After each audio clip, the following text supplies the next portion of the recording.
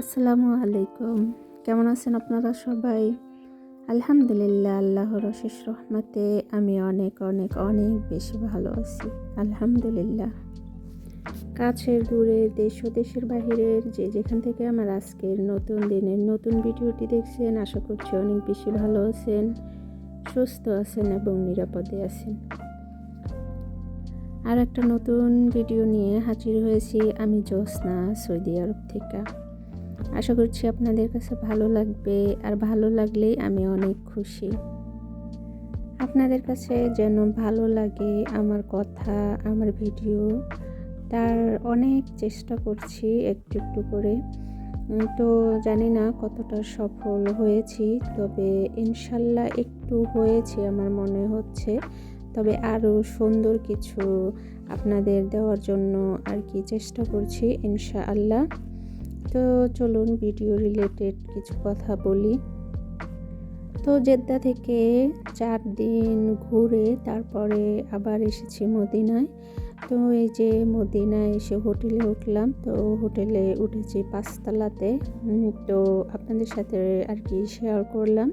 তো এখানে হইতেছে একটা বেডরুম, একটা ড্রয়িং রুম, আর একটা কিচেন, আর একটা ওয়াশরুম।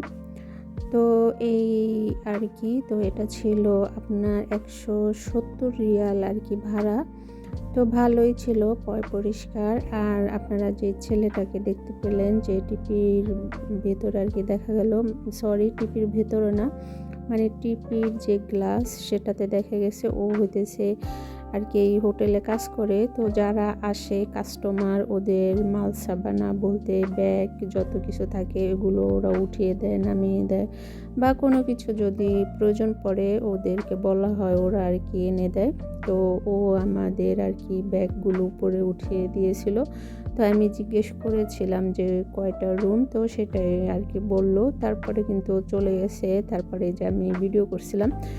তো এই দেশে প্রত্যেকটা হোটেলেই কম বেশ আপনার যে খাবার দাবারের যে প্লেট, বাটি, চামচ থাকে এগুলো থাকে। আবার অনেক হোটেলে মানে হাই কোয়ালিটির যে হোটেলগুলো, যেগুলো অনেক দাম, ওগুলোতে কিন্তু থাকে না।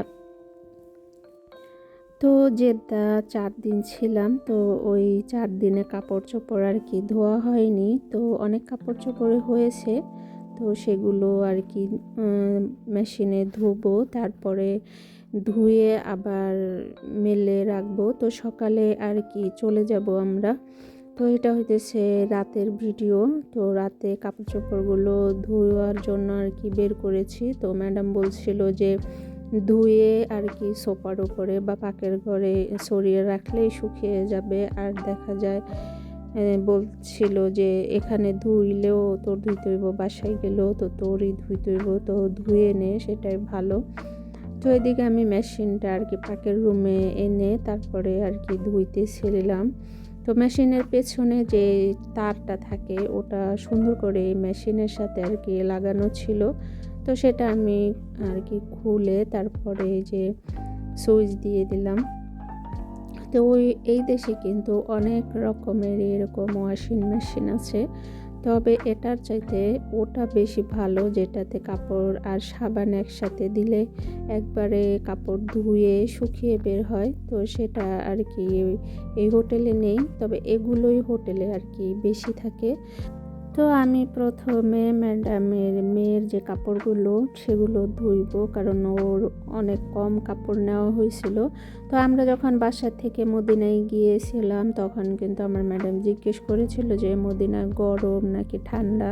তারা বলেছিল যে ঠান্ডা, সেই কারণে আমরা কিন্তু ঠান্ডার কাপড় চোপড়ই বেশি নিয়েছি। কিন্তু ওই জায়গায় গিয়ে দেখি একেবারে উল্টো, অনেকটাই গরম, মানে কি বলবো, তার চাইতে বেশি গরম ছিল জেদ্দা যাওয়ার পরে মনেই হয়নি যে এখন সৌদি আরব বা সারা বিশ্বে এতটা শীত, কিন্তু জেদ্দাতে এতই গরম লেগেছে কি বলবো। যাই হোক, তারপরে যে আমি কাপড়গুলো অফ ক্যামেরা আর কি সবগুলো ধুয়ে নিয়েছি, তারপরে যে কিভাবে সরিয়ে রেখেছি। তো এটা আমি আর কি সব সময় করে থাকি। আর যেহেতু আমরা কদিন পরে পরে বাহরাইন, কুয়েত, তারপরে এক জায়গায় ঘোরাঘুরি করি, তো এই অভ্যাসটা আমার খুব ভালো আর কি হয়েছে আইডিয়া। তো হঠাৎ করে আমার কফিল বলতেছিল যে বাসায় চলে যাবে। তো আম্বার সেই কাপড়গুলো মানে শুকায় নাই সকালবেলায় ওই কাপড়গুলো একবারে ভিজায় আর কি ছিল। তো ব্যাগে করে ভরে সব কিছু আবার ওই লোকেরাই আর কি গাড়িতে ভরে দিয়েছে ব্যাগগুলো সব। তারপরে এই যে গাড়িতে করে আবার যাচ্ছি আমার কপিলের মায়ের বাসায়। তো রাস্তার যে ভিডিও আমি অনেকটাই বড় করেছি, প্রায় 2-2.5 মিনিটের, কারণ এই যে রাস্তাগুলো এত সুন্দর দেখতে, দুই পাশে অনেক সুন্দর ফুল গাছে ফুল ফুটে আছে। তো খুব ভালো লাগছে। এটা হইতেছে সকালের ভিডিও আর কি, যে আমরা যেই দিন কালা আর কি বাসায় চলে যাব সেই দিন কালার ভিডিও আর কি। তো এত ভালো লাগছে আমার কাছে যে আমি অনেক টাইমে আর কি ভিডিও করেছি। তো সেখান থেকে কেটে যেগুলো বেশি ভালো লাগছে সেগুলো আপনাদের সাথে শেয়ার করছি।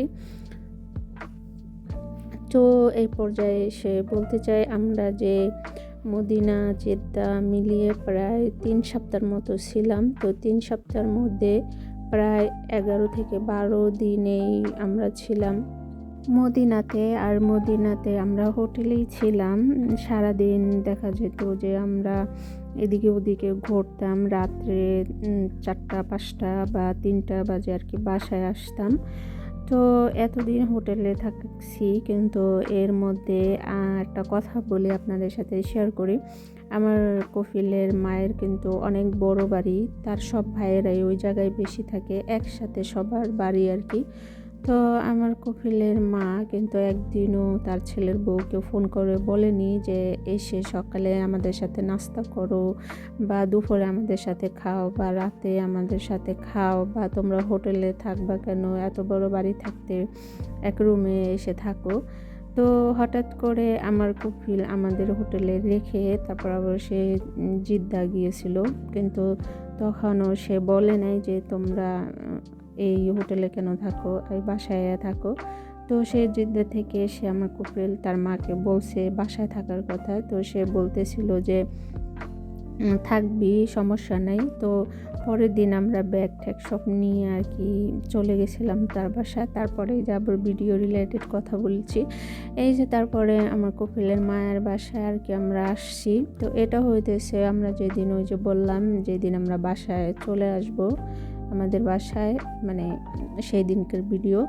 তো এদিকে আমার কপিলের বোন আর কি যে চকলেট সুন্দর করে সাজাচ্ছিল, মেহমান আসবে আর কি সন্ধ্যার পরে। আর মেহমান বলতে সবই মহিলা। তো আমার কপিলের ছোট বোনের আবার মেয়ে হয়েছে, তো ওই জন্য আর কি যে চকলেট আর কি সুন্দর করে সাজায় রাখতেছিল।